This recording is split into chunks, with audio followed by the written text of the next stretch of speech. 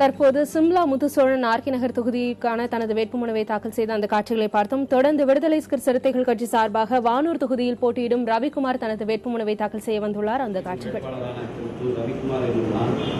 வாக்களிக்க பணம் கொடுப்பதும் பணம் பெறுவதும் தண்டனைக்குரிய குற்றம் என்பதை நன்கறிகிறேன். தேர்தல் பிரச்சாரத்தின் போது வாக்காளர்களை கவர்ந்துடன் வாக்களிக்க தூண்டுவதாக நான் எந்த ஒரு வாக்காளருக்கும் பணமோ பொருட்களோ கொடுக்க மாட்டேன் என்றும் என்னுடன் சார்ந்தவர்களை இந்த குற்றச்செயலை செய்யும்படி நேரடியாக மறைமுகமாக வற்புறுத்த மாட்டேன் என்றும் இதன் மூலம் உளமாற உறுதிப்படுத்துகிறேன்.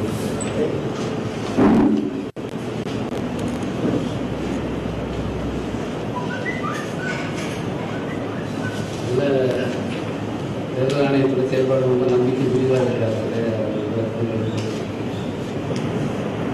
தேர்தலுக்கு ரொம்ப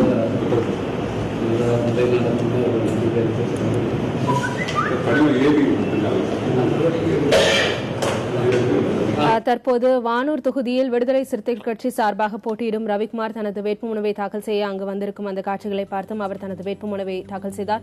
முன்னதாக ஆர்கே நகர் தொகுதியில் களம் காணும் திமுக வேட்பாளர் சிம்லா முத்துசோழன் மனு தாக்கலை செய்தார். அதற்கு முன்பாக விடுதலை சிறுத்தைகள் கட்சி சார்பாக வசந்தி தேவி அங்கு மனு தாக்கல் செய்தார். இந்த காட்சிகளையும்